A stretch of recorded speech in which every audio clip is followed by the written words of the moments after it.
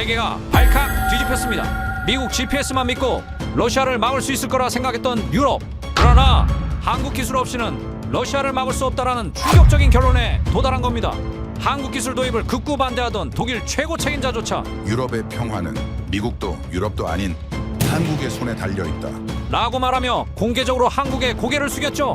대체 무슨 일이 있었던 걸까요? 유럽이 미국을 버리고 한국 기술을 선택한 진짜 이유, 지금 시작합니다. 고작 6년 된 기술을 믿으라고요. 그것도 한국?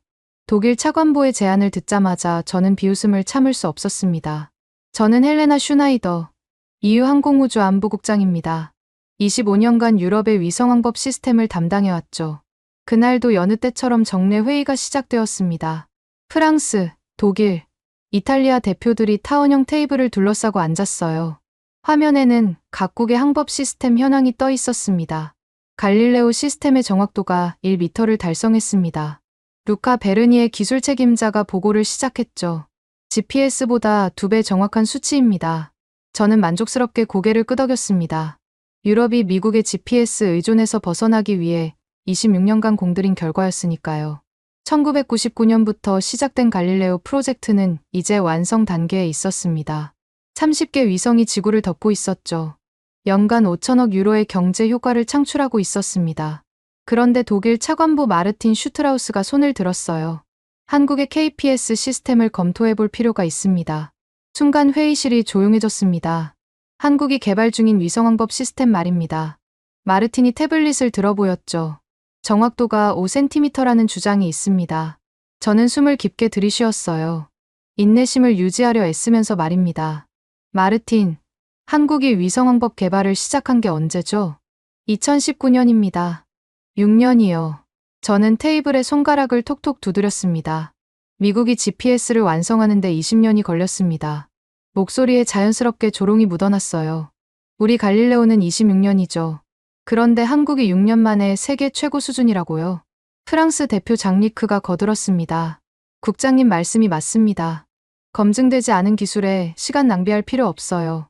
이탈리아 대표도 고개를 끄덕였죠. 작년 러시아가 비슷한 주장을 했다가 망신당한 거 기억하시죠? 정확도 10cm라더니 실제로는 5m였습니다. 웃음소리가 터져 나왔어요. 하지만 마르틴은 물러서지 않았습니다. 적어도 기술 검토는 해봐야 하지 않겠습니까? 유럽의 미래를 위해서라도. 미래요? 제가 날카롭게 되물었습니다. 유럽의 미래는 갈릴레오에 있습니다. 우리가 26년간 쌓아온 기술력을 무시하시는 겁니까? 자리에서 일어서며 화면을 가리켰어요. 보십시오. 유럽 전역의 공항, 항구, 자율주행 시스템 모두 우리 갈릴레오로 운영됩니다. 98%의 가용성, 1m의 정확도, 이것이 세계 표준입니다. 마르틴이 입을 다물었어요. 그러자 저는 결정적인 한마디를 던졌습니다. 한국이 스마트폰은 잘 만들죠. 하지만 우주는 다른 차원입니다. 회의실에 차가운 침묵이 흘렀어요. 저는 서류를 정리하며 말을 이었습니다. 제가 이 분야에서 일한 게 25년입니다. 나사, 로스코스모스, CNSA와 모두 협력해봤어요. 한국, 단 한 번도 국제우주항법 회의의 주요국으로 초청받은 적이 없습니다. 루카가 조심스럽게 끼어들었죠. 그래도 최근 발사 성공률은? 발사요? 저는 코웃음을 쳤습니다. 인도도 화성에 탐사선을 보냈습니다. 그렇다고 인도가 우주 강국입니까? 회의실을 나서며 마지막으로 덧붙였어요. 내일까지 갈릴레오 업그레이드 계획서를 올려주세요. 한국 같은 신생국 기술 말고 진짜 미래를 준비합시다. 복도를 걸으며 저는 창밖을 바라봤습니다. 브뤼셀의 하늘에 노을이 지고 있었죠. 유럽연합 깃발이 바람에 펄럭였습니다. 그때 비서가 달려왔어요. 국장님, 프랑크푸르트 항공관제소에서 연락이 왔습니다. 무슨 일이죠? GPS 신호가 잠깐 불안정했다고 합니다. 갈릴레오로 백업했겠죠? 네, 문제없이 처리됐습니다. 저는 만족스럽게 고개를 끄덕였어요. 이것이 바로 유럽의 기술 독립이었으니까요. 엘리베이터를 기다리며 스마트폰을 확인했습니다. 항공우주 관련 뉴스들이 떴어요. 스페이스X의 새로운 발사 소식, 중국의 우주정거장 진전. 그 사이에 작은 기사 하나가 눈에 띄었습니다. 한국, KPS 위성 3호기 발사 성공. 저는 화면을 넘겼어요. 그보다 중요한 기사가 있었으니까요. EU 갈릴레오, 아시아 시장 진출 본격화. 이제 아시아도 우리 기술을 쓰게 될 거였습니다. 일본이 이미 관심을 보이고 있었죠. 사무실로 돌아온 저는 보고서를 펼쳤습니다. 유럽 각국의 항공 관제 시스템 현황이었어요. 독일 공항 98개, 프랑스 73개, 이탈리아 54개. 모두 GPS와 갈릴레오에 의존하고 있었습니다. 이것이 세계의 표준이었죠. 그런데 비서가 다시 노크를 했어요. 국장님, 독일 측에서 추가 자료를 보냈습니다. 한국 KPS 관련인데요. 책상 위에 놔두세요. 저는 시선도 주지 않았습니다. 대신 20년 전을 떠올렸어요. 중국이 베이더우 시스템을 자랑하던 때였죠. 세계 최고 정확도라고 주장했지만 결과는 초라했습니다. 일본의 QGS도 마찬가지였어요. 지역 시스템으로 전락했죠. 왜일까요? 우주 기술은 돈과 열정만으로 되는 게 아니기 때문입니다. 축적된 경험, 실패의 역사, 그리고 시간이 필요하죠. 저는 파리 에어쇼에서 만난 로키드 마틴 임원의 말을 기억했습니다. 위성항법은 이제 미국과 유럽의 양강 체제입니다. 그 말이 맞았어요. 러시아의 글로나스는 정확도에서 뒤처졌고 중국의 베이더우는 신뢰성이 부족했죠. 하물며 한국이요. 컴퓨터를 끄며 책상 위에 자료가 눈에 들어왔어요. 한국 KPS 기술 개요서였죠.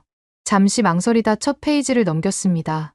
정확도 5cm, 재밍 대응 능력 구현, 양자 암호 통신. 저는 실소했어요.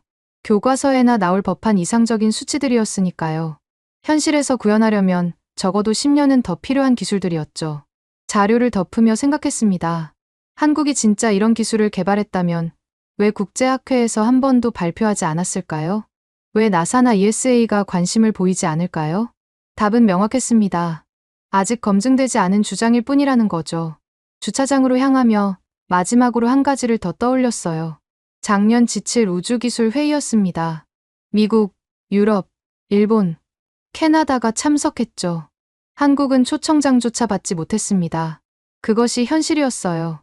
차에 시동을 걸자 내비게이션이 켜졌습니다. 갈릴레오 시스템 연결됨. 음성 안내가 시작됐죠. 목적지까지 23분 소요 예정입니다. 정확도 5.8m. 충분히 훌륭한 수치였어요. 운전하며 라디오를 켰습니다. 경제 전문가가 말하고 있었죠. 이후에 갈릴레오는 이제 GPS와 어깨를 나란히 합니다. 연간 5천억 유로 시장을 양분하고 있죠. 저는 미소 지었습니다. 이것이 우리가 이룬 성과였으니까요. 그러다 신호등에 멈춰 섰을 때 문득 이런 생각이 들었어요. 혹시 내가 너무 오만한 건 아닐까? 하지만 그 생각은 금세 사라졌습니다. 경험과 데이터가 제 확신을 뒷받침했으니까요. 집에 도착해 현관문을 열었습니다. 남편이 부엌에서 저녁을 준비하고 있었죠. 오늘도 늦었네. 중요한 회의가 있었어. 저는 피곤하게 소파에 앉았습니다. 한국에서 뭔가 만들었다고 검토하자는 사람이 있었어. 한국? IT 강국이잖아. IT와 우주 기술은 달라. 저는 단호하게 말했죠. 위성항법은 경험과 시간의 영역이야. 삼성이 아무리 좋은 반도체를 만들어도 GPS는 못 만들잖아. 남편이 웃었습니다. 당신이 그렇다면 그런 거겠지. 그날 밤 침대에 누워서도 확신은 변하지 않았습니다. 한국 기술이 아무리 발전해도 유럽을 넘을 순 없을 거라고요. 6년의 경험으로 26년을 따라잡는 건 불가능하다고요. 하지만 내일이면 제 확신에 작은 균열이 생기기 시작할 거였습니다. 그때만 해도 저는 정말 몰랐어요. 제가 그토록 믿었던 질서가 얼마나 빨리 무너질 수 있는지를요. 이틀 뒤 새벽, 전화벨 소리에 잠에서 깨어났습니다. 시계를 보니 오전 5시 40분이었어요. 발신자는 프랑크푸르트 관제센터였습니다. 슈나이더 국장님, 긴급 상황입니다. 관제팀장의 목소리가 떨리고 있었죠. 무슨 일입니까? 자율주행 차량 수십 대가 도로 한복판에서 멈췄습니다. 순간 잠이 확 달아났어요. GPS와 갈릴레오 신호가 동시에 교란되고 있습니다. 믿을 수 없는 일이었습니다. 두 시스템이 동시에 문제를 일으킬 확률은 거의 없었으니까요. 지금 바로 상황실로 가겠습니다. 옷을 갈아입으며 남편에게 말했어요. 큰일이 생긴 것 같아. 30분 만에 브뤼셀 EU 본부에 도착했습니다. 상황실에는 이미 루카와 몇몇 기술진이 모여 있었죠. 대형 화면에는 유럽 전역의 항법 신호 현황이 떠 있었어요. 붉은색 점들이 독일 중부 지역에 퍼져 있었습니다. 정확히 언제부터입니까? 오전 4시 20분경부터 시작됐습니다. 루카가 태블릿을 보여주며 설명했죠. 처음엔 GPS만 이상 신호를 보였는데 10분 후 갈릴레오도 같은 증상을 보이기 시작했습니다. 저는 의자에 앉으며 깊은 한숨을 내쉬었어요. 이런 일은 처음이었으니까요. 프랑크푸르트 공항 상황은 착륙 예정이던 항공기 12대가 대기 중입니다. 백업 시스템으로 전환했지만 정확도가 떨어져서 화면이 전환되자 공항의 실시간 영상이 나타났습니다. 관제사들이 분주하게 움직이고 있었죠. 그때 또 다른 전화가 걸려왔어요. 베를린입니다. 여기도 같은 현상이 발생했습니다. 이어서 미넨, 슈투트가르트, 독일 주요 도시들에서 비슷한 보고가 들어왔죠. 재민 공격 같습니다. 루카가 조심스럽게 말했어요. 하지만 이렇게 광범위한 지역을 동시에 누가 이런 짓을 할 수 있죠? 제가 물었습니다.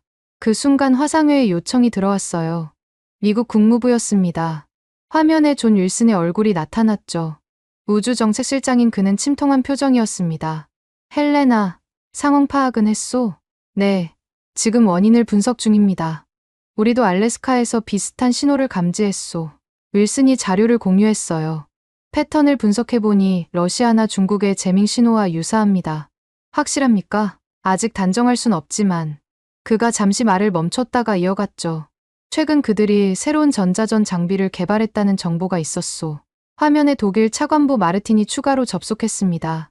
국장님, 고속도로가 마비됐습니다. 그의 뒤로 혼잡한 도로 상황이 보였어요.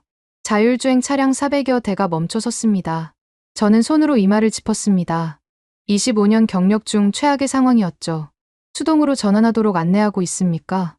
네. 하지만 시간이 걸립니다. 운전자들이 패닉 상태라. 그때 루카가 손을 들었어요. 국장님, 이상한 점이 있습니다. 뭡니까? 재밍 신호가 GPS와 갈릴레오의 취약점을 정확히 노리고 있습니다. 그가 화면에 주파수 분석 그래프를 띄웠죠. 마치 우리 시스템을 완벽히 파악한 것처럼요. 순간 회의실이 조용해졌습니다. 누군가가 의도적으로 공격했다는 뜻이었으니까요. 유럽항공안전국에서 보고서가 왔습니다. 비서가 급히 들어왔어요. EU 항법 네트워크의 12%가 이 시간 이상 교란되고 있다고 합니다. 12%, 적지 않은 수치였습니다. 수백만 명의 시민들이 영향을 받고 있다는 뜻이었죠. 백업 계획을 실행하세요. 제가 지시했습니다. 지상 기반 시스템으로 전환하고 이미 시도했습니다. 루카가 고개를 저었어요. 하지만 정확도가 너무 떨어져서 자율주행은 불가능합니다. 윌슨이 다시 끼어들었습니다. 우리도 군사 위성을 동원해 대응하고 있소. 하지만 민간 영역까지 커버하긴 어렵습니다. 그때였습니다. 마르틴이 조심스럽게 입을 열었어요. 국장님, 이럴 때일수록 한국의 KPS 시스템을 검토해 볼 필요가 있지 않을까요? 저는 날카로운 시선을 보냈습니다. 마르틴, 지금이 그런 얘기할 때입니까? 하지만 그들이 재밍 대응 기술을 개발했다고. 검증되지 않은 기술입니다. 목소리가 저절로 높아졌어요. 하지만 마르틴은 물러서지 않았습니다. 적어도 연락은 해볼 수 있지 않습니까? 지금 상황에서 모든 가능성을. 충분합니다. 제가 손을 들어 말을 끊었죠. 하지만 속으로는 불안이 커지고 있었습니다. 정말 우리 시스템이 이렇게 무력할 수 있을까요? 화상회의가 끝난 후 루카와 단둘이 남았습니다. 국장님, 솔직히 말씀드려도 될까요? 말하세요. 우리 시스템의 한계가 드러난 것 같습니다. 그의 말에 가슴이 철렁했어요. GPS와 갈릴레오 모두 비슷한 주파수 대역을 씁니다. 그래서 똑같이 당한 거죠. 저는 창밖을 바라봤습니다. 브뤼셀의 아침이 밝아오고 있었지만 제 마음은 어두웠죠. 다른 대안이 있습니까? 러시아의 글로나스나 중국의 베이더오는 신뢰할 수 없죠. 루카가 고개를 끄덕였어요. 그렇다면 그가 말을 이었습니다. 마르틴 차관보 말대로 한국 시스템이라도 살펴봐야 하지 않을까요? 저는 돌아봤습니다. 루카마저 그런 말을 하다니요. 당신까지 그래요? 과학자로서 말씀드리는 겁니다. 가능성이 있다면 검토해야죠. 그때 비서가 다시 들어왔어요. 국장님, 독일 총리실에서 연락이 왔습니다. 상황 브리핑을 요청하십니다. 이어서 프랑스 대통령실, 이탈리아 총리실, 유럽 각국 정상들이 설명을 요구하기 시작했죠. 압박이 점점 거세지고 있었습니다. 점심 무렵 상황은 조금 진정됐어요. 재밍 신호가 약해지면서 시스템이 부분적으로 회복됐죠. 하지만 언제 다시 공격받을지 모르는 상황이었습니다. 국장님, 한국 측에서 연락이 왔습니다. 비서가 보고했어요. 오늘 상황을 알고 기술 지원을 제안한다고. 저는 잠시 고민했습니다. 자존심이 허락하지 않았지만 현실을 무시할 순 없었죠. 내일 화상회의를 잡으세요. 정식 제안이 아니라 비공식 기술 교류 차원에서요. 그날 저녁 집으로 돌아가는 길에 라디오를 켰습니다. 뉴스가 흘러나왔죠. 오늘 독일에서 발생한 GPS 교란으로 수천 명의 시민들이 불편을 겪었습니다. 신호등에 멈춰 서서 생각했어요. 어쩌면 제가 틀렸을지도 모른다고요. 하지만 그 생각을 인정하기엔 아직 이른 것 같았습니다. 집에 도착하자 남편이 걱정스러운 얼굴로 맞았어요. 뉴스 봤어. 큰일이구나. 해결될 거야. 하지만 제 목소리엔 확신이 없었죠. 항상 그래왔듯이 말이야. 그날 밤 침대에 누워 천장을 바라봤습니다. 25년간 쌓아온 확신이 흔들리고 있었어요. 우리가 만든 시스템이 완벽하다고 믿었는데 누군가의 공격 앞에 이렇게 무력하다니요. 휴대폰을 켜고 한국 KPS 자료를 다시 열었습니다. 이틀 전엔 무시했던 그 자료를요. 다중 주파수 호핑 기술, 양자 암호 기반 보안 체계, 재밍 신호 실시간 회피 알고리즘. 이론적으로는 가능한 기술들이었습니다. 하지만 정말 구현했을까요? 6년 만에요? 잠들기 전 마지막으로 떠오른 건 마르틴의 말이었습니다. 모든 가능성을 검토해야 합니다. 그 말이 계속 머릿속을 맴돌았어요. 내일 한국 과학자들을 만나면 무엇을 물어봐야 할까요? 어떻게 하면 그들의 실력을 제대로 검증할 수 있을까요? 불안과 호기심이 뒤섞인 채 잠이 들었습니다. 이제 더 이상 예전의 확신을 유지할 수 없다는 걸 알면서도요. 다음 날 오후 2시 브뤼셀 EU 본부 회의실이었습니다. 타원형 테이블 맞은편에 동양인 남성이 앉아 있었어요. 한국항공우주연구원의 김도연 박사였죠. 40대 초반으로 보이는 그는 침착한 표정이었습니다. 초청해 주셔서 감사합니다. 김도연이 먼저 인사했어요. 어제 상황을 듣고 도움이 될 수 있을 것 같아 연락드렸습니다. 저는 차가운 표정으로 그를 바라봤습니다.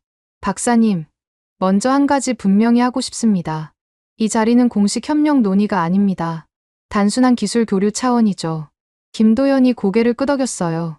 물론입니다. 이해합니다. 마르틴과 루카, 그리고 프랑스 기술 담당관이 배석했습니다. 저는 팔짱을 끼고 말했죠.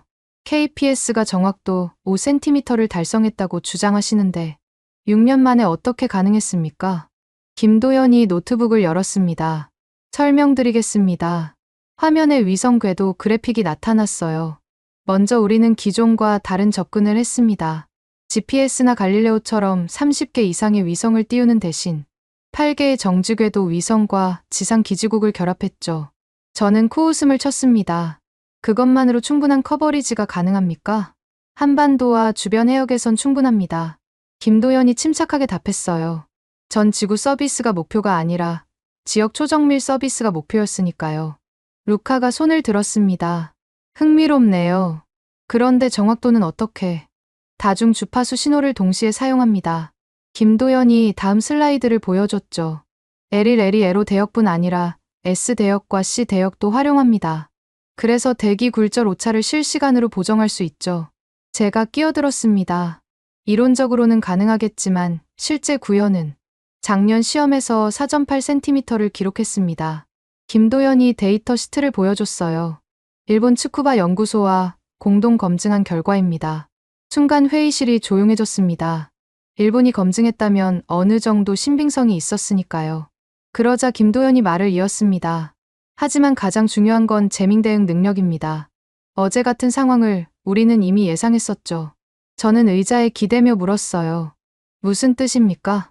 한반도는 세계에서 가장 전파 교란이 심한 지역입니다. 김도연의 표정이 진지해졌죠. 북한의 지속적인 GPS 교란 때문에 우리는 처음부터 재밍을 전제로 시스템을 설계했습니다. 화면이 바뀌며 복잡한 알고리즘이 나타났어요. 주파수 호핑 패턴을 1초에 1000번 바꿉니다. 재밍 신호가 들어오면 즉시 다른 주파수로 이동하죠. 프랑스 담당관이 의심스러운 표정으로 물었습니다. 그런 기술이 정말 가능합니까? 이미 군사 통신에선 사용되는 기술입니다. 김도연이 답했어요. 우리는 그걸 위성항법에 적용했을 뿐이죠.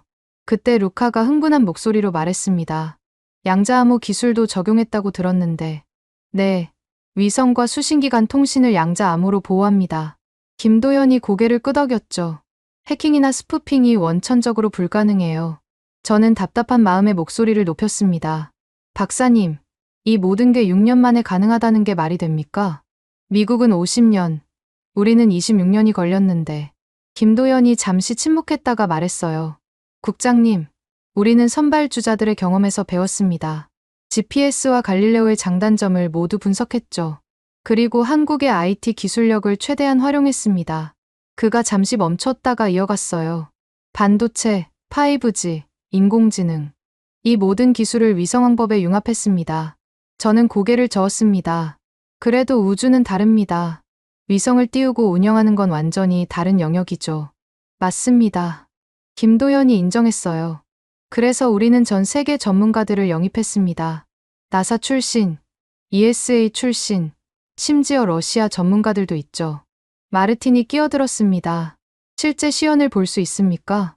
물론입니다. 김도연이 태블릿을 꺼냈어요. 지금 이 순간에도 KPS는 작동하고 있습니다. 한국과 일본에서 상용 서비스 중이죠. 화면에 실시간 데이터가 나타났습니다. 서울, 부산, 도쿄, 오사카, 각 도시의 정확도가 표시되고 있었어요. 평균 4.9cm네요. 루카가 감탄했습니다. GPS의 60분의 1 수준입니다. 저는 여전히 의심스러웠어요. 한반도는 좁은 지역입니다. 유럽 전역을 커버하는 것과는 차원이 다르죠. 맞습니다. 김도연이 또 인정했어요. 하지만 재밍 대응 기술은 지역과 무관합니다. 어제 독일에서 일어난 일도 막을 수 있었을 겁니다. 그 순간 제 자존심이 건드려졌어요. 그렇게 자신 있으면 왜 지금까지 국제 무대에 나서지 않았습니까?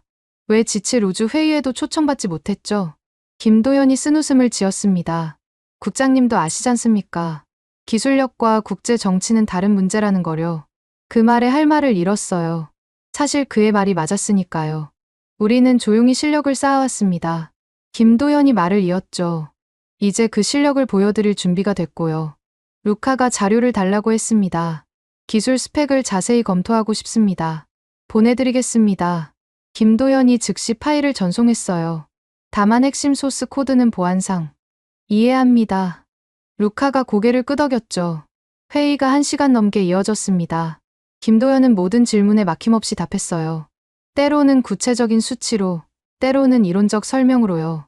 점점 더 많은 기술진이 회의실에 모여들었습니다. 소문이 퍼진 모양이었죠. 박사님, 한 가지 더 묻겠습니다. 제가 마지막으로 물었어요. 만약 우리가 협력한다면 무엇을 원하십니까? 김도연이 똑바로 저를 바라봤습니다. 기술은 나누면 발전합니다. 우리는 유럽의 경험과 인프라를 배우고 싶습니다. 그리고 우리 기술로 유럽 시민들의 안전을 지키고 싶고요. 순간 회의실이 조용해졌어요. 그의 말에는 진정성이 있었습니다. 하지만 저는 여전히 경계를 늦출 수 없었죠. 실제로 보기 전엔 믿을 수 없습니다. 제가 단호하게 말했어요. 시연을 보여주실 수 있습니까? 언제든지 가능합니다. 김도연이 즉답했죠. 한국에 오시거나 장비를 가져와 여기서 시연할 수도 있습니다. 마르틴이 흥분한 표정으로 말했습니다. 한국에 직접 가서 보는 게 어떻겠습니까? 현장에서 확인하는 게 확실하겠죠. 저는 잠시 고민했어요. 한국까지 가는 건 사실상 그들의 기술을 인정하는 것처럼 보일 수 있었죠. 하지만 어제의 교란 사태가 머릿속에 떠올랐습니다. 우리 시스템의 취약성이 드러난 순간이었죠. 좋습니다. 결국 결정을 내렸어요. 다음 주에 기술 검증단을 파견하겠습니다. 비공식 방문으로요. 김도연이 일어서며 손을 내밀었습니다. 현명한 결정이십니다. 악수를 하며 그의 손에서 확신이 느껴졌어요. 이 사람은 정말 자신 있는 것 같았죠. 회의가 끝난 후 루카와 단둘이 남았습니다. 어떻게 생각해요? 제가 물었어요. 기술적으로는 가능해 보입니다. 루카가 받은 자료를 검토하며 말했죠. 특히 재밍 대응 알고리즘은 혁신적이에요. 정말 6년 만에 가능할까요? 한국의 IT 기술력을 생각하면. 그가 잠시 생각하다 말했어요. 불가능하지 않을 것 같습니다. 저는 창밖을 바라봤습니다. 브뤼셀의 저녁 하늘이 붉게 물들고 있었죠. 만약 저들 말이 사실이라면 우리가 너무 오만했던 걸까요? 루카가 조심스럽게 말했습니다. 국장님, 과학에는 자존심이 없습니다. 오직 데이터만 있을 뿐이죠. 그의 말이 가슴에 와닿았어요. 맞는 말이었으니까요. 집으로 돌아가는 길, 김도연의 말이 계속 맴돌았습니다. 우리는 선발주자들의 경험에서 배웠습니다. 어쩌면 그게 후발주자의 장점일지도 모른다는 생각이 들었어요. 실수를 반복하지 않고 장점만 취할 수 있으니까요. 신호등에 멈춰 서서 스마트폰을 확인했습니다. 마르틴이 메시지를 보냈더군요. 한국 출장 일정 확정됐습니다. 국장님도 함께 가시죠? 저는 잠시 망설였어요. 직접 가서 확인하는 건 부담스러웠지만 더 이상 외면할 순 없는 현실이었죠. 알겠습니다. 짧게 답장을 보냈어요. 집에 도착하자 남편이 물었습니다. 한국 과학자 만났다며? 어땠어? 생각보다 준비가 많이 되어 있더라. 저는 피곤하게 소파에 앉았어요. 다음 주에 한국에 가기로 했어. 한국, 김치와 케이팝의 나라? 남편이 농담했죠. 이제는 우주 기술의 나라가 될지도 몰라. 제가 씁쓸하게 답했습니다. 그날 밤, 받은 자료를 다시 검토했어요. 다중 주파수 호핑, 양자 암호, AI 기반 신호 처리. 이론적으로는 완벽했습니다. 문제는 실제 구현이었죠. 정말 이 모든 게 작동할까요? 침대에 누워 천장을 바라봤습니다. 일주일 후면 알게 되겠죠. 한국의 KPS가 진짜인지 허상인지를요. 그때까지는 판단을 보류하기로 했습니다. 하지만 마음 한구석에선 이미 변화가 시작되고 있었어요. 혹시 우리가 놓친 게 있는 건 아닐까? 기술 발전의 속도를 과소평가한 건 아닐까? 불안과 호기심이 뒤섞인 채 잠이 들었습니다. 다음 주 한국에서 무엇을 보게 될지, 그것이 유럽 우주 산업의 미래를 바꿀 수도 있다는 예감과 함께요. 일주일 후 인천공항에 도착했습니다. 새벽 비행기로 출발해 오후 2시에 한국 땅을 밟았죠. 공항엔 김도연 박사가 마중 나와 있었어요. 먼 길 오시느라 수고하셨습니다. 그가 정중하게 인사했습니다. 바로 대전으로 가시겠습니까? 시간 낭비하고 싶지 않습니다. 제가 단호하게 답했어요. 루카와 마르틴, 그리고 독일 기술진 2명이 동행했습니다. 공항에서 대전까지 2시간이 걸렸죠. 차창 밖으로 한국의 풍경이 스쳐 지나갔습니다. 높은 아파트들, 산으로 둘러싸인 도시, 곳곳에 보이는 첨단 시설들. 저게 뭡니까? 루카가 거대한 안테나 시설을 가리켰어요. KPS 지상 기지국입니다. 김도연이 설명했죠. 전국에 150개가 설치되어 있습니다. 위성 신호를 보정하고 정확도를 높이는 역할을 하죠. 마르틴이 감탄했습니다. 인프라 투자가 상당했겠네요. 정부와 민간이 함께 투자했습니다. 김도연이 답했어요. 삼성, LG, 현대 같은 대기업들이 적극 참여했죠. 한국항공우주연구원에 도착하자 연구원들이 우리를 맞았습니다. 건물은 생각보다 현대적이었어요. 유리와 철골로 이루어진 세련된 디자인이었죠. 먼저 간단히 브리핑을 하고 시연장으로 가겠습니다. 김도연이 우리를 회의실로 안내했어요. 젊은 엔지니어가 앞에 나섰습니다. 안녕하십니까. 박지훈입니다. 30대 초반으로 보이는 그는 긴장한 표정이었죠. 오늘 시연할 내용을 설명드리겠습니다. 화면에 복잡한 다이어그램이 나타났어요. 먼저 일반적인 재밍 상황을 시뮬레이션합니다. GPS, 갈릴레오, 그리고 KPS에 동시에 교란 신호를 보낼 겁니다. 루카가 손을 들었습니다. 재밍 장비는 어떤 걸 사용합니까? 러시아제 R-330G를 개조한 장비입니다. 박지훈이 답했어요. 군사용 전자전 장비 수준의 출력을 낼 수 있죠. 저는 팔짱을 끼고 물었습니다. 실제 상황과 얼마나 유사합니까? 98% 이상 재현 가능합니다. 김도연이 자신 있게 답했죠. 오히려 실제보다 더 가혹한 조건으로 테스트할 겁니다. 브리핑이 끝나고 우리는 시연장으로 이동했습니다. 거대한 전파 차폐실이었어요. 축구장 절반 크기의 공간에 각종 안테나와 장비들이 설치되어 있었죠. 여기가 우리의 전장입니다. 김도연이 말했습니다. 전파 전쟁의 시뮬레이션 공간이죠. 중앙에 3개의 수신기가 놓여 있었어요. GPS, 갈릴레오, 그리고 KPS 수신기였죠. 각각의 화면에 현재 위치와 신호 강도가 표시되고 있었습니다. 모두 정상 작동 중입니다. 박지훈이 확인했어요. 이제 재밍을 시작하겠습니다. 그가 컨트롤 패널로 걸어갔습니다. 붉은색 버튼 위에 손을 올려놓더니 우리를 돌아봤죠. 레벨 1부터 시작합니다. 버튼을 누르자 낮은 웅웅거리는 소리가 들렸어요. 거의 동시에 GPS 수신기 화면이 깜빡이기 시작했습니다. 신호 약함 경고가 떴죠. 갈릴레오도 마찬가지였습니다. 하지만 KPS는 아무 변화가 없었어요. 레벨 2로 올립니다.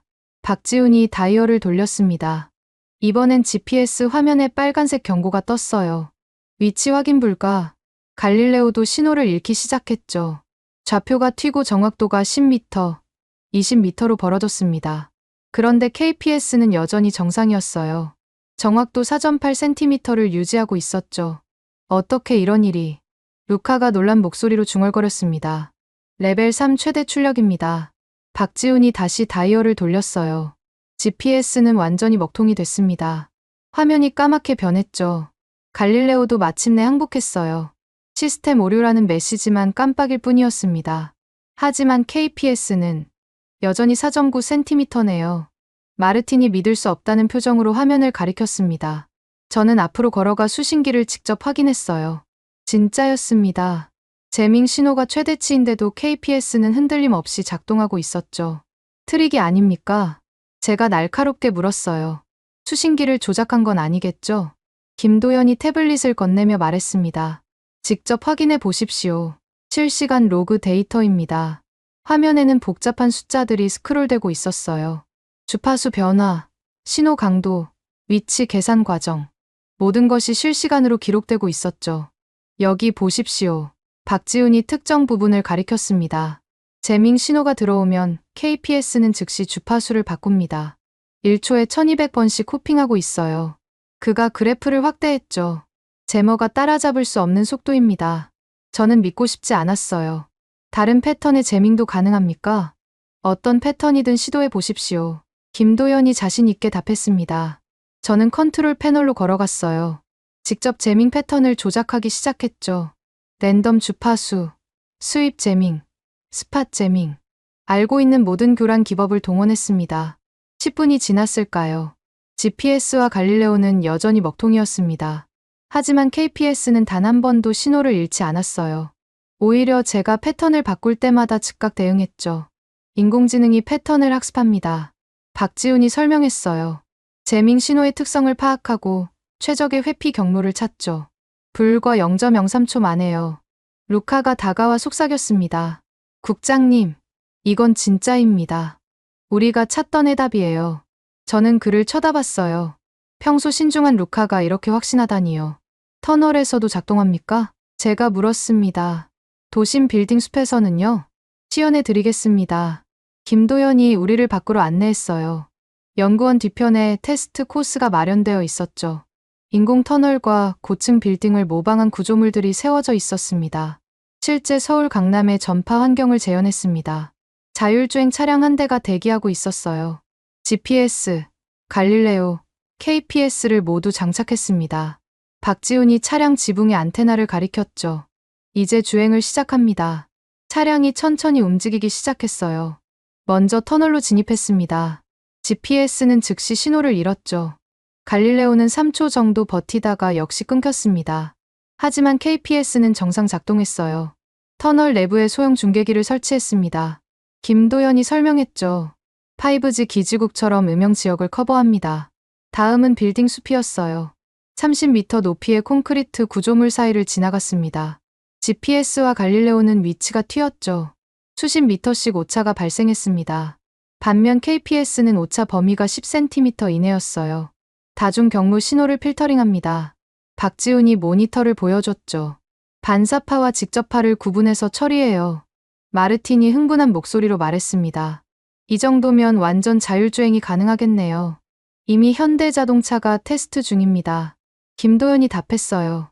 내년부터 상용화 예정이죠. 저는 할 말을 잃었습니다. 눈앞에서 본 것이 믿기지 않았어요. 우리가 수십 년 걸려 이루지 못한 것을 한국은 6년 만에 해냈다니요. 이제 믿으십니까? 김도연이 조용히 물었습니다. 저는 대답하지 못했어요. 자존심이 허락하지 않았죠. 하지만 루카가 대신 답했습니다. 완벽합니다. 이건 혁명적인 기술이에요. 그때 박지훈이 태블릿을 보더니 말했습니다. 북한이 또 재밍을 시작했네요. 뭐라고요? 우리 모두가 놀라 그를 쳐다봤어요. 일상입니다. 김도연이 담담하게 말했죠. 일주일에 서너 번은 GPS 교란을 시도해요. 화면을 보여줬습니다. 한반도 지도에 붉은색 원이 퍼지고 있었어요. 서해 일대 GPS가 마비됐네요. 하지만 보십시오. 그가 다른 화면을 가리켰죠. KPS는 정상 작동 중입니다. 실시간으로 선박과 항공기의 위치가 표시되고 있었어요. 모두 KPS를 사용하는 것들이었죠. 이래서 우리가 KPS를 만들었습니다. 김도연의 목소리에 자부심이 묻어났어요. 생존의 문제였으니까요. 저는 창밖을 바라봤습니다. 해가 지고 있었어요. 붉은 노을이 연구원 건물을 물들이고 있었죠. 그 순간 깨달았습니다. 세상이 변했다는 것을요. 더 이상 서구만이 기술을 독점하는 시대가 아니라는 것을요. 국장님, 김도연이 다가왔습니다. 내일은 실제 운용 현장을 보여드리겠습니다. 인천항과 김포공항에서요. 저는 고개를 끄덕였어요. 이미 마음속으로는 인정하고 있었으니까요. KPS가 진짜라는 것을요. 우리가 틀렸다는 것을요. 저녁 식사 자리에서 마르틴이 말했습니다. 국장님, 이제 결정해야 합니다. 한국과 협력하지 않으면 우리가 뒤처질 겁니다. 저는 소주잔을 들며 답했어요. 알고 있습니다. 쓴술이 목으로 넘어갔죠. 자존심도 함께 삼켜야 했습니다. 그날 밤 호텔 방에서 브리셀의 보고서를 작성했어요. KPS 기술 검증 결과, 모든 테스트 통과, 재밍 대응 능력 GPS 갈릴레오 대비 압도적 우위, 정확도 공식 발표대로 5cm 이하, 마지막 문장을 쓰는 게 가장 힘들었습니다. 권고사항 즉시 기술 협력 협상 시작. 전송 버튼을 누르는 순간 뭔가가 끝났다는 걸 알았어요. 유럽 우주 기술의 우월성이라는 환상이 깨진 순간이었죠. 창밖으로 대전의 야경이 보였습니다. 불빛이 반짝이는 도시 어딘가에서 젊은 엔지니어들이 밤새 일하고 있겠죠. 더 나은 기술을 만들기 위해서요. 침대에 누워 천장을 바라봤습니다. 내일이면 더 충격적인 것들을 보게 될지도 모른다는 예감이 들었어요. 다음 날 아침 7시, 우리는 인천항으로 향했습니다.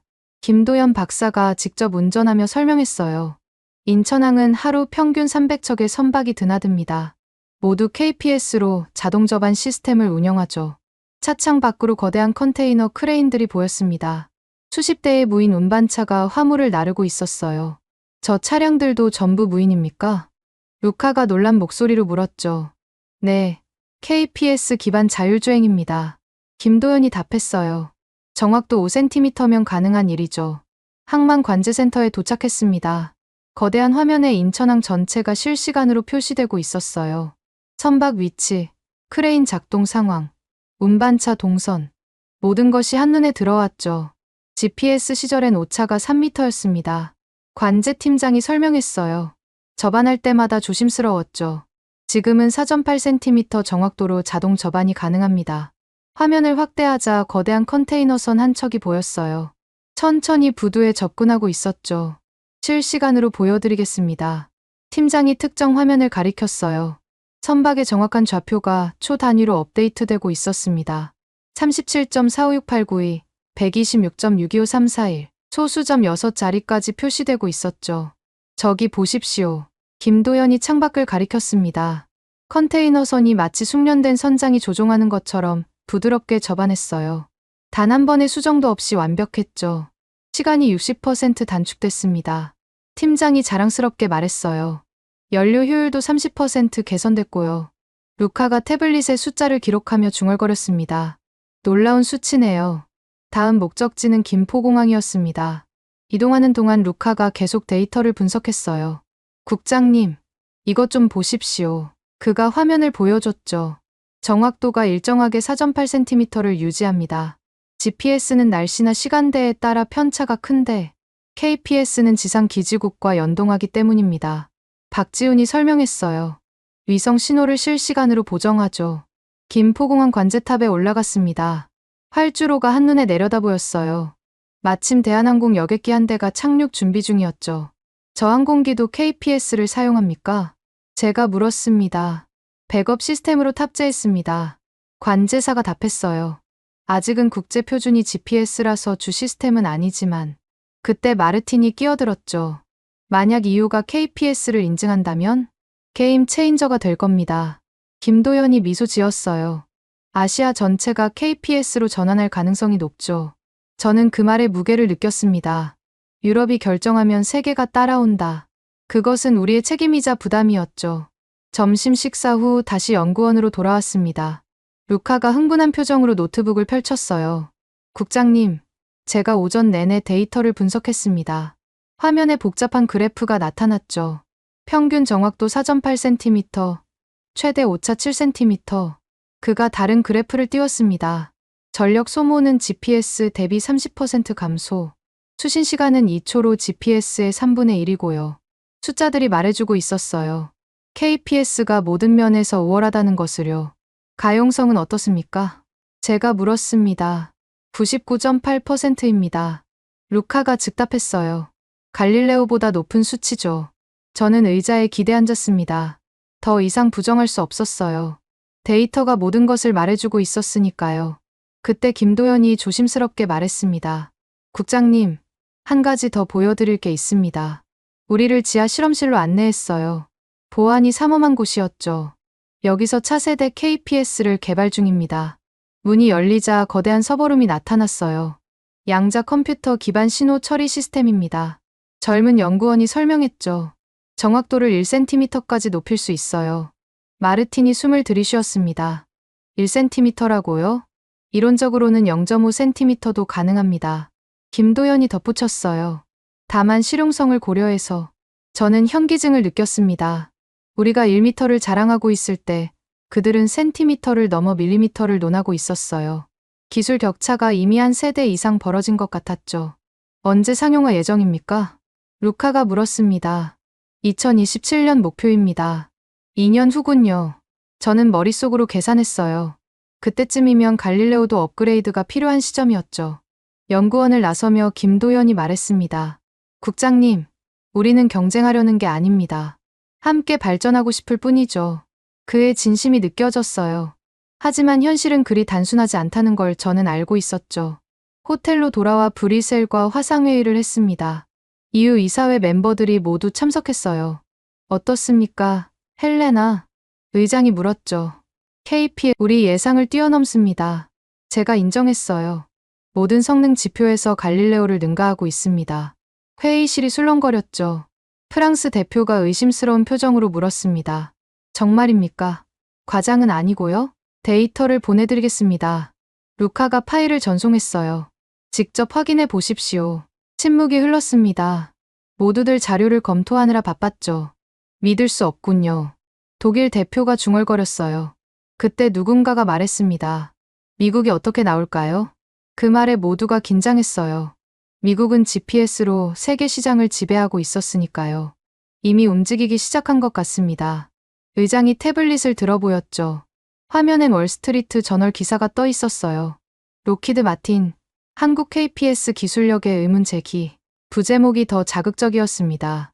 검증되지 않은 아시아 기술. 유럽은 신중해야. 마이클 로렌스 부사장이 직접 인터뷰했네요. 의장이 읽어내려갔어요. 한국의 KPS는 아직 국제표준 인증을 받지 못했다. 장기 안정성이 검증되지 않았다. 보안 취약점이 있을 수 있다. 전형적인 네거티브 캠페인이었죠. 로렌스가 왜 이러는 겁니까? 프랑스 대표가 물었어요. GPS 시장을 지키려는 거죠. 제가 답했습니다. 한국이 치고 올라오는 게 두려운 겁니다. 그때 마르틴이 끼어들었어요. 하지만 우리가 봤잖습니까? KPS는 진짜입니다. 데이터가 증명하고 있어요. 또 다른 기사가 올라왔습니다. 이번엔 파이낸셜 타임스였어요. EU 한국 우주 협력, 미국 견제 심화 우려. 내용은 더 노골적이었죠. 미국 국무부 고위 관계자의 말을 인용하며 EU에 경고하고 있었어요. 이건 압박입니다. 의장이 한숨을 쉬었죠. 기술 문제가 아니라 정치 문제가 되고 있어요. 저는 화가 났습니다. 그래서 어쩌자는 겁니까? 압박에 굴복하자고요?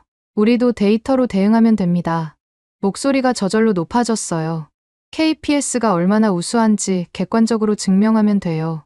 루카가 동조했습니다. 국장님 말이 맞습니다. 과학은 정치가 아닙니다. 진실은 숫자에 있죠. 하지만 쉽지 않을 거란 걸 모두 알고 있었어요. 미국의 압박은 경제와 외교 전반에 영향을 미칠 테니까요. 회의가 끝난 후 김도연과 저녁을 먹었습니다. 기사 봤습니다. 그가 쓴 웃음을 지었어요. 예상했던 반응이에요. 겁내지 않습니까? 제가 물었죠. 솔직히 부담스럽습니다. 김도연이 소주를 한 잔 마시고 답했어요. 하지만 우리는 포기하지 않을 겁니다. 6년간 이런 압박을 받으며 여기까지 왔으니까요. 그의 눈에 결의가 보였습니다. 국장님, 부탁이 있습니다. 뭡니까? 데이터를 믿어주세요. 그가 진지하게 말했어요. 정치와 압박을 떠나서 순수하게 기술만 봐주세요. 저는 고개를 끄덕였습니다. 그것이 과학자로서 해야 할 일이었으니까요. 호텔 방으로 돌아와 창밖을 바라봤어요. 서울의 야경이 눈앞에 펼쳐져 있었죠. 휘황찬란한 불빛들 속에서 생각했습니다. 이 도시가 6년 만에 이룬 것을요. 전쟁의 폐허에서 일어나 IT 강국이 되고 이제는 우주 강국을 꿈꾸는 나라. 어쩌면 우리가 너무 안일했는지도 모릅니다. 과거의 영광에 안주하며 미래를 놓치고 있었는지도요. 침대에 누워 오늘 본 데이터들을 다시 떠올렸어요. 4.8cm의 정확도, 30% 감소한 전력 소모, 99.8%의 가용성. 숫자는 거짓말하지 않습니다. 내일 브뤼셀로 돌아가면 결정을 내려야 했어요. 미국의 압박을 무릅쓰고 한국과 협력할 것인가? 아니면 안전하게 현상 유지를 택할 것인가? 하지만 마음속으로는 이미 답을 알고 있었죠. 데이터가 가리키는 방향은 하나였으니까요. 브뤼셀로 돌아온 지 사흘째 되던 날이었습니다. 미국 국무부 우주정책실장 존 윌슨이 예고 없이 EU 본부를 찾아왔어요. 헬레나, 긴급히 만나야겠소. 그의 표정은 그 어느 때보다 심각했죠. 회의실에는 저와 루카, 그리고 EU 이사회 의장만 배석했습니다. 윌슨이 서류 뭉치를 테이블에 내려놓았어요. 한국 KPS에 대한 우리 정보국의 분석 보고서요. 첫 페이지를 펼치자 붉은 글씨가 눈에 들어왔죠. 보안 위험 등급 높음. 무슨 근거로 이런 평가를 하신 겁니까? 제가 날카롭게 물었어요. KPS는 중국 부품을 사용하고 있소. 윌슨이 특정 페이지를 가리켰습니다. 신호 처리 칩셋의 30%가 중국산이오. 그게 문제가 됩니까? 백도어가 있을 수 있소. 그가 목소리를 낮췄어요. 중국이 언제든 시스템에 접근할 수 있다는 뜻이오. 의장이 우려스러운 표정을 지었습니다. 증거가 있습니까? 아직은 없지만 가능성을 배제할 수 없소. 윌슨이 다른 자료를 꺼냈어요. 더 중요한 건 이것이오. 화면에 복잡한 도표가 나타났습니다. GPS 시장 점유율과 수익 전망이었죠.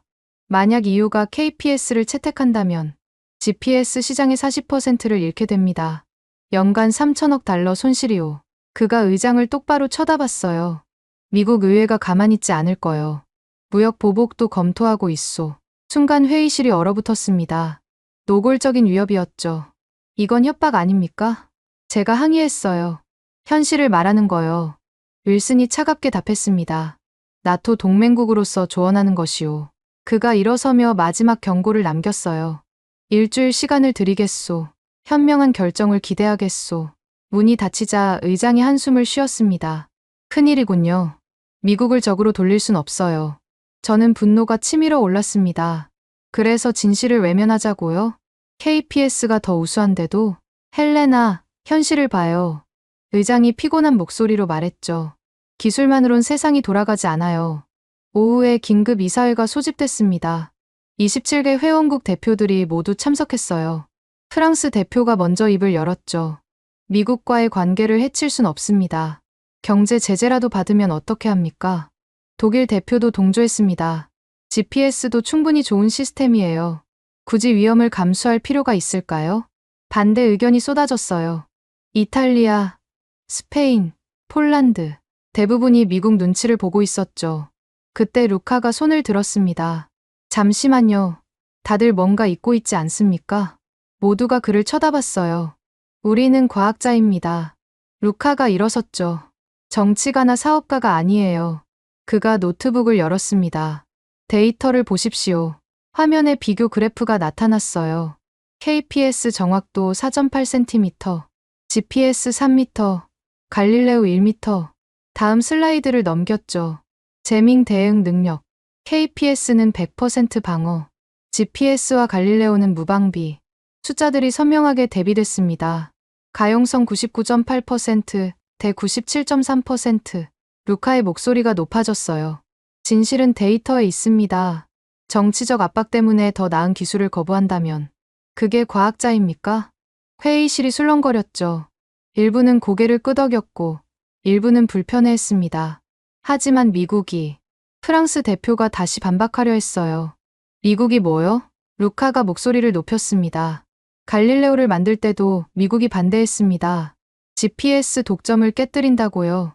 그때도 우리는 밀어붙였잖습니까? 그의 말이 맞았어요. 26년 전 우리도 미국의 압박을 받았었죠. 지금 우리가 한국에게 하는 짓을 보세요. 루카가 계속했습니다. 우리가 당했던 걸 똑같이 하고 있어요. 기술 발전을 막고 있는 거예요. 마르틴이 거들었습니다. 루카 말이 맞습니다. 독일 자동차 업계는 KPS 도입을 원해요. 자율주행의 정확도가 혁명적으로 개선되니까요. 네덜란드 대표도 손을 들었어요. 로테르담 항만도 마찬가지입니다. KPS로 물류효율을 30% 높일 수 있어요. 찬성 의견이 하나둘 나오기 시작했죠. 그때 문이 열리고 누군가 들어왔습니다. 로키드 마틴의 부사장 마이클 로렌스였어요. 실례합니다만 이 자리에 참석해도 되겠습니까? 의장이 당황한 표정을 지었죠. 이건 비공개 회의입니다만 EU와 미국 방산업계의 파트너십을 고려하면 로렌스가 능글맞게 웃었어요. 제 의견도 들어보실 필요가 있을 것 같아서요. 그는 초대받지 않았는데도 자리에 앉았습니다. 그리고 태블릿을 꺼내 화면을 보여줬죠. KPS의 장기 안정성 데이터입니다. 아, 정정하겠습니다. 데이터가 없다는 게 문제죠. 그가 비웃듯 말했어요. 6년 된 시스템에 무슨 장기 데이터가 있겠습니까? GPS는 50년의 검증된 역사가 있습니다. 제가 반박했습니다. 하지만 성능은 KPS가 압도적으로. 성능이 전부가 아니죠. 로렌스가 끼어들었어요. 안정성, 신뢰성, 호환성. 이 모든 걸 고려해야 합니다. 그가 다른 자료를 보여줬죠. KPS 도입 시 예상 비용입니다. 인프라 교체, 시스템 전환, 교육. 최소 1,000억 유로가 들 겁니다. 숫자에 몇몇 대표들이 움찔했어요. 그리고 한국과의 기술 공유. 로렌스가 의미심장하게 말했습니다. EU의 기술이 아시아로 유출될 위험이 있습니다. 그건 추측일 뿐입니다. 루카가 항의했어요. 추측이 아니라 경험이오. 로렌스가 차갑게 답했죠. 중국을 보시오. 기술 이전 후 어떻게 됐습니까? 무거운 침묵이 흘렀습니다. 2시간 넘게 경론이 이어졌어요. 찬성과 반대가 팽팽하게 맞섰죠. 저는 듣고만 있다가 마침내 입을 열었습니다. 여러분, 한 가지 묻겠습니다. 모두가 저를 쳐다봤어요. 10년 후를 생각해보세요. 그때도 GPS에 의존하고 있을 겁니까? 아니면 독자적인 최첨단 시스템을 갖출 겁니까? 제가 일어서며 말을 이었죠. 갈릴레오를 만들 때 우리의 꿈이 뭐였습니까? 기술 독립 아니었나요? 이제 더 나은 기술이 있는데 정치 때문에 포기한다? 목소리에 힘을 실었어요. 그게 유럽의 미래입니까? 로렌스가 비웃었습니다. 감상적인 얘기는 그만하시죠. 현실을 보십시오. 현실이요? 제가 그를 똑바로 쳐다봤어요. 현실은 KPS가 더 우수하다는 겁니다. 데이터가 증명하고 있어요. 서류 뭉치를 테이블에 내려놓았죠. 한국 출장 보고서입니다. 모든 테스트 결과가 여기 있어요. 정치는 변해도 데이터는 남습니다. 제 말에 몇몇이 고개를 끄덕였어요. 의장이 한숨을 쉬며 말했습니다. 투표를 하죠. KPS 협력안에 대해서요. 긴장감이 감돌았습니다. 각국 대표들이 투표 버튼을 눌렀어요. 결과가 화면에 나타났죠. 찬성 13, 반대 14. 한 표 차이로 부결됐습니다. 실망감이 밀려왔어요. 로렌스가 만족스러운 미소를 지었죠. 현명한 결정입니다. 그가 일어서며 말했어요. 미국은 계속 EU의 든든한 파트너가 될 겁니다. 회의가 끝난 후 루카와 저만 남았습니다. 이대로 끝입니까? 루카가 절망적인 표정으로 물었어요. 아니요. 제가 단호하게 답했습니다. 이제 시작입니다. 노트북을 열고 문서 작성을 시작했어요. 제목은 이렇게 적었죠. 유럽 위성항법 기술 독립 선언문 초안. 뭘 하시는 겁니까? 우리의 입장을 분명히 할 겁니다. 제가 타이핑을 하며 말했어요. 기술 선택은 과학적 근거에 기반해야 한다고요. 정치적 압력이 아니라. 루카가 제 옆에 앉았습니다. 도와드릴게요. 우리는 밤새 선언문을 작성했어요. 왜 KPS와 협력해야 하는지, 왜 기술 독립이 중요한지, 왜 데이터를 믿어야 하는지. 새벽 4시가 되어서야 완성했습니다. 이걸 공개하면 큰 파장이 일 겁니다. 루카가 걱정스럽게 말했어요. 알고 있어요. 저는 피곤하지만 확고한 목소리로 답했죠. 하지만 누군가는 진실을 말해야 합니다. 창밖으로 브뤼셀의 새벽이 밝아오고 있었어요. 어제와 같은 하루가 시작되겠지만 뭔가 달라질 거란 예감이 들었죠. 국장님, 루카가 조용히 말했습니다. 용기 있는 결정이에요. 아직 결정한 건 아니에요. 제가 문서를 저장하며 답했어요. 하지만 준비는 해둬야죠. 언제가 될지 모르니까요. 며칠 후 상황은 급변했습니다. 러시아가 대규모 GPS 교란을 일으켰고 동유럽 전역이 마비됐어요. 그때 한국의 KPS만 정상 작동했죠. 이제 더 이상 미룰 수 없었습니다. 진실을 선택할 시간이 왔어요. 제시도 그날 아침 EU 본부 대회의장은 팽팽한 긴장감으로 가득했습니다. 2025년 5월 17일 운명의 날이었죠. 200여 명의 기자들이 몰려 있었고 27개국 대표들이 모두 참석했어요. 러시아의 대규모 GPS 교란 이후 일주일 만의 긴급회의였습니다. 저는 연단에 서기 전 심호흡을 했어요. 손에는 2년간의 실증 데이터가 담긴 태블릿이 들려 있었죠. 의원님들, 오늘 우리는 유럽의 미래를 결정합니다. 제 목소리가 마이크를 통해 울려 퍼졌어요. 지난주 동유럽에서 무슨 일이 있었는지 모두 아실 겁니다. 대형 화면에 당시 상황이 나타났습니다. GPS와 갈릴레오가 완전히 마비된 장면이었죠. 폴란드에서만 자율주행차 3,000대가 멈췄습니다. 체코에선 항공기 50대가 착륙을 포기했고요. 루마니아 흑해 연안에선 선박 충돌 사고가 일어났죠. 침통한 침묵이 흘렀어요. 하지만 한 시스템만은 정상 작동했습니다. 화면이 전환됐죠. 한국의 KPS입니다. 다음 슬라이드를 보여줬어요. 실시간 로그 데이터였습니다. 재민 공격 동안 KPS의 정확도는 4.8cm를 유지했습니다. 신호 손실률 0%, 가용성 99.8%. 프랑스 대표가 손을 들었어요. 그건 한국 측 주장 아닙니까? 아닙니다. 제가 단호하게 답했죠. 이건 우리 EU 기술감사국의 공식 검증 데이터입니다. 문서 번호가 화면에 떴어요. EUTS 2주일간 독립적으로 검증한 결과입니다. 루카가 일어나 보충 설명을 했어요. 저희가 직접 측정 장비를 운용했습니다. 한국 측 데이터와 교차 검증했고요. 결과는 동일했습니다. 그가 상세한 기술 보고서를 화면에 띄웠죠. 특히 재밍 대응 알고리즘은 혁명적입니다. 1초에 1200번 주파수를 바꿔가며 미국 측 옵서버로 참석한 존 윌슨이 끼어들었어요. 그래도 장기 안정성은 검증되지 않았습니다. 6년밖에 안 된 시스템을. 윌슨 실장님, 제가 그의 말을 끊었습니다. 일본 우주항공연구개발기구의 보고서입니다. 새로운 문서가 화면에 나타났어요. 일본 JAXA의 공식 인장이 찍혀 있었죠. 3년간 KPS를 테스트한 결과 안정성 99.9%, GPS의 98.5%보다 높습니다. 윌슨이 당황한 표정을 지었어요. 저는 계속했습니다. 싱가포르 해사항만청 보고서. 또 다른 문서가 나타났죠. KPS 도입 후 선박 접안 시간 60% 단축, 연료 효율 30% 개선, 연간 5억 달러 절감. 숫자들이 명확했어요. 더 이상 추측이나 가능성이 아닌 검증된 사실이었죠. 독일 대표가 발언권을 얻었습니다.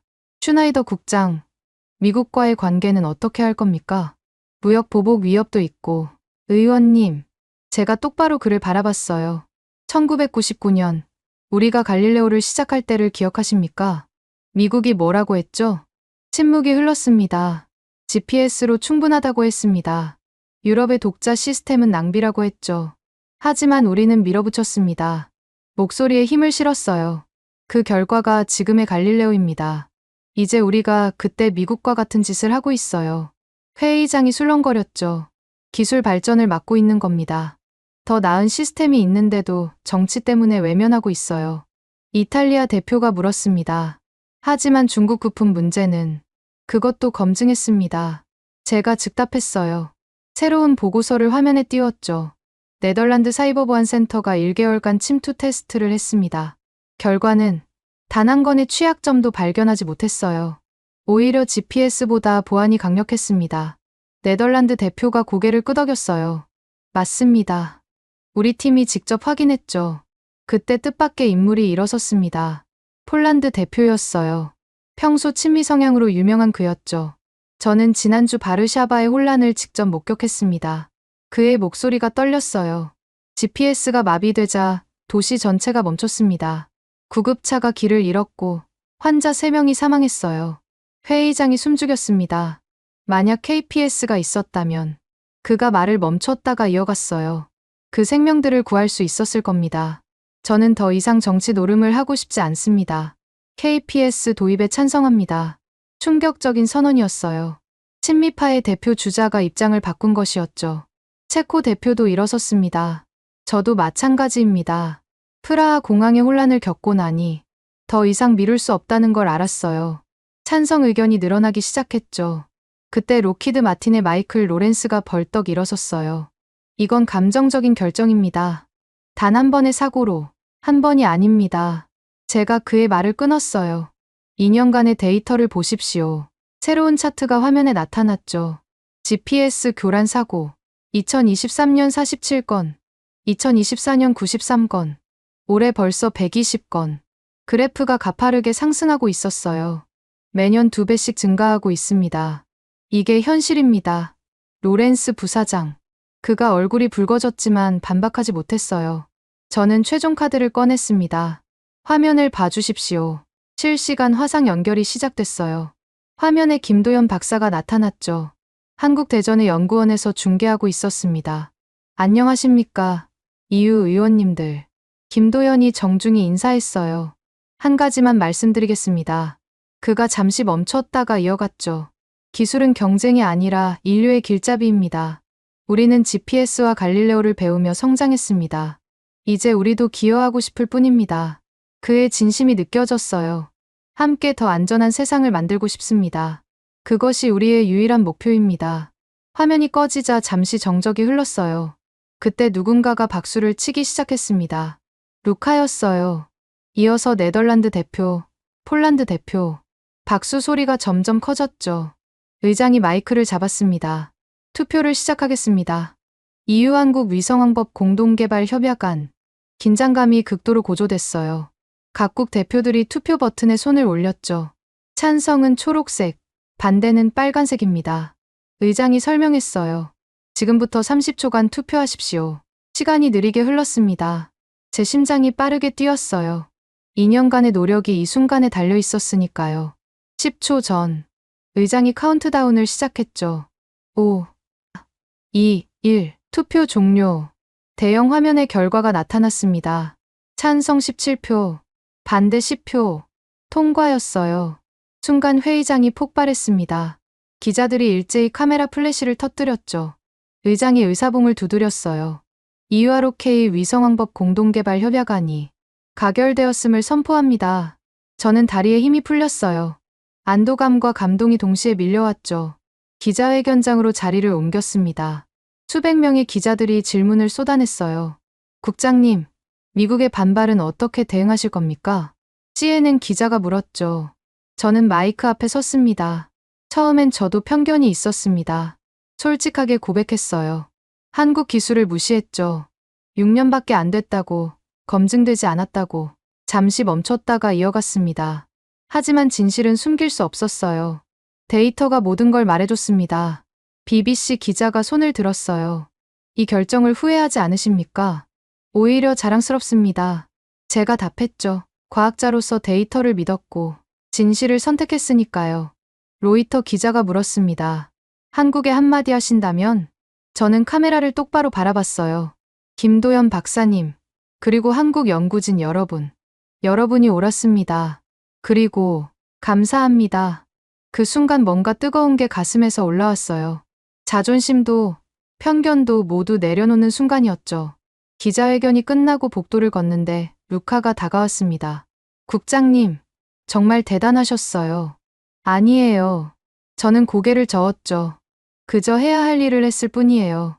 그날 저녁 브리셀 시내 레스토랑에서 축하 만찬이 열렸습니다. EU 관계자들과 화상으로 연결된 한국팀이 함께했죠. 마르틴이 샴페인 잔을 들고 일어섰어요. 오늘 유럽은 진정한 독립을 얻었습니다. 기술의 독립이 아니라 편견으로부터의 독립을요. 모두가 건배했습니다. 위하여. 화면 속 김도연도 소주잔을 들고 있었어요. 헬레나 국장님. 그가 화면 너머로 말했죠. 이제 시작입니다. 함께 더 나은 미래를 만들어 갑시다. 저는 고개를 끄덕였어요. 그날 밤 호텔로 돌아와 창밖을 바라봤습니다. 브뤼셀의 야경이 평소와 다르게 보였어요. 더 밝고 더 희망적으로요. 침대에 누워 천장을 바라보며 생각했죠. 진정한 기술자는 자신의 오만을 깨닫고 배우는 사람이라고요. 오늘 저는 그런 사람이 됐습니다. 데이터 앞에 겸손해지는 법을 배웠어요. 진실을 인정하는 용기를 얻었고요. 스마트폰이 울렸습니다. 김도연에게서 온 메시지였어요. 국장님, 진심으로 감사드립니다. 함께 일하게 되어 영광입니다. 저는 답장을 보냈죠. 저야말로 많이 배웠습니다. 앞으로 잘 부탁드립니다. 그렇게 새로운 시대가 시작됐습니다. 경쟁이 아닌 협력의 시대가요. 한 달 뒤 브뤼셀 대강당이었습니다. EU와 한국의 공동 기자회견이 열리는 날이었죠. 2025년 6월 20일, 역사적인 순간이었어요. 대강당에는 전 세계 언론사가 모여 있었습니다. 무대 중앙 대형 화면에 KPS 갈릴레오 통합 시스템이라는 글자가 떠 있었죠. 김도연 박사가 한국에서 직접 왔어요. 우리는 무대 뒤에서 마지막 점검을 하고 있었습니다. 준비되셨습니까? 김도연이 물었어요. 네, 이제 정말 시작이네요. 제가 답했죠. 무대로 나가자 수백 개의 카메라가 우리를 향했습니다. 의장이 먼저 발표를 시작했어요. 오늘 우리는 새로운 시대를 엽니다. KPS와 갈릴레오의 통합 운용 시험이 성공했습니다. 화면에 실시간 데이터가 나타났죠. 정확도 3cm, 전 유럽과 동아시아를 아우르는 커버리지, 재밍 완벽 방어, 믿기 어려운 수치들이었어요. 두 시스템의 장점만 결합했습니다. 루카가 기술 설명을 이어갔죠. 갈릴레오의 광역 커버리지와 KPS의 초정밀 기술이 만났어요. 결과는 예상을 뛰어넘었습니다. CNN 기자가 손을 들었어요. 미국의 반응은 어떻습니까? 의장이 답했죠. 오늘 아침 워싱턴 포스트를 보셨나요? 화면에 기사가 떴습니다. 새로운 표준의 시대 GPS 독점 체제 종식. 미국 언론도 인정했습니다. 변화는 막을 수 없다고요. 실제로 지난 한 달간 분위기가 완전히 바뀌었어요. 미국 기업들이 먼저 KPS 도입을 검토하기 시작했죠. 테슬라, 구글, 아마존. 시장이 움직이자 정치도 따라올 수밖에 없었습니다. 김도연이 마이크를 잡았어요. 기술 협력의 진정한 의미는 이것입니다. 서로의 강점을 합쳐 더 나은 걸 만드는 것.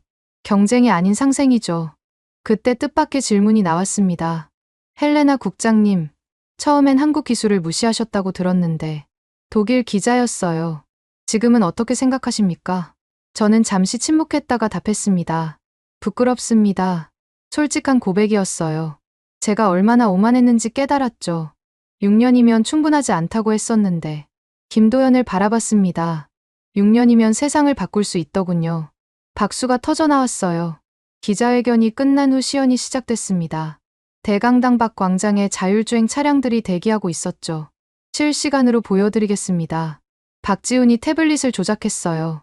차량들이 일사불란하게 움직이기 시작했습니다. 복잡한 패턴을 그리며 교차하고 회전했죠. 단 한 번의 충돌도 없었어요. 정확도 2.9cm를 유지하고 있습니다. 모니터에 실시간 데이터가 표시됐죠. 그때 누군가 재밍 시뮬레이션을 작동시켰어요. 강력한 교란 신호가 퍼졌습니다. 하지만 차량들은 전혀 영향받지 않았죠. 완벽한 성능이었어요. 저녁 만찬이 시작됐습니다. 브뤼셀 시내 최고급 호텔 연회장이었죠. EU 각국 대표들과 한국 대표단이 한자리에 모였어요. 마르틴이 일어나 잔을 들었습니다. 오늘 유럽은 진정한 독립을 얻었습니다. 기술적 독립이 아니라 마음의 독립을요. 그가 저를 바라봤어요. 헬레나 국장 덕분입니다. 편견을 깨고 진실을 선택한 용기. 그것이 오늘을 만들었죠. 저는 고개를 저었습니다. 아닙니다. 우리 모두가 만든 결과예요. 김도연과 악수를 나눴어요. 그의 손은 따뜻하고 단단했죠. 국장님, 처음 만났을 때가 기억나십니까? 그가 웃으며 물었어요. 6년 된 신생 시스템을 믿으라고요? 제가 당시를 흉내내며 말했죠. 농담이냐고 하셨죠. 우리는 함께 웃었습니다. 지난 2달이 꿈 같았어요. 기술의 시대에도 가장 중요한 건 신뢰입니다. 김도연이 진지하게 말했어요. 국장님이 우리를 믿어주셔서 가능했어요. 아니요. 데이터가 설득력이 있었을 뿐이에요. 데이터도 중요하지만 그가 말을 이었죠. 그걸 받아들이는 열린 마음이 더 중요합니다. 그 말이 가슴에 와닿았어요. 만찬장을 나와 테라스로 나갔습니다. 브뤼셀의 야경이 눈앞에 펼쳐졌죠. 저 멀리 그랑플라스의 불빛이 반짝이고 있었어요. 아름답네요. 김도연이 옆에 서며 말했습니다. 한국도 이런 역사를 갖고 싶어요. 이미 만들고 있지 않습니까? 제가 답했어요. KPS가 그 시작이고요. 그때 스마트폰에 알림이 떴습니다. 일본 JAXA에서 온 메시지였어요. KPS 갈릴레오 시스템 도입 검토 시작. 이어서 호주, 인도, 브라질, 전 세계에서 관심을 보이기 시작했죠. 보세요, 국장님. 김도연이 감격스러운 목소리로 말했어요. 우리가 세계를 바꾸고 있어요. 저는 고개를 끄덕였습니다. 정말 세상이 바뀌고 있었으니까요. 호텔 방으로 돌아와 창밖을 바라봤어요. 2달 전, 한국 기술을 비웃던 제 모습이 떠올랐죠. 얼마나 어리석었는지. 하지만 그것도 필요한 과정이었어요. 오만을 깨닫고 겸손을 배우는 과정. 편견을 버리고 진실을 받아들이는 과정. 그 모든 게 저를 성장시켰으니까요. 책상에 앉아 일기를 썼습니다. 진정한 기술자는 자신의 오만을 깨닫고 배우는 사람이다. 기술은 국적이 없고 진실은 경계가 없다. 오늘 우리는 그것을 증명했다. 펜을 놓고 다시 창밖을 봤어요. 하늘엔 별들이 빛나고 있었죠. 저 별들 사이를 KPS와 갈릴레오 위성들이 돌고 있을 거예요. 함께, 조화롭게. 마지막으로 김도연에게 메시지를 보냈습니다. 오늘 정말 수고하셨습니다. 이제 진짜 시작이네요. 곧 답장이 왔어요. 국장님과 함께라면 무엇이든 가능합니다. 앞으로도 잘 부탁드립니다. 저는 미소 지었습니다. 6년. 한국이 KPS를 만드는 데 걸린 시간이었죠. 하지만 더 중요한 건 따로 있었어요. 편견을 깨는 데는 단 2달이면 충분했다는 것. 용기를 내는 데는 단 하루면 됐다는 것. 그리고 신뢰를 쌓는 데는 진심 하나면 충분했다는 것. 그것이 제가 배운 가장 큰 교훈이었습니다. 기술의 시대에도 결국 사람이 중심이라는 것을요. 한국을 응원하신다면, 한국 최고, 한국은 아직 멀었다면, 한국 분발, 여러분들의 소중한 의견을 댓글로 적어주시면 감사드리겠습니다.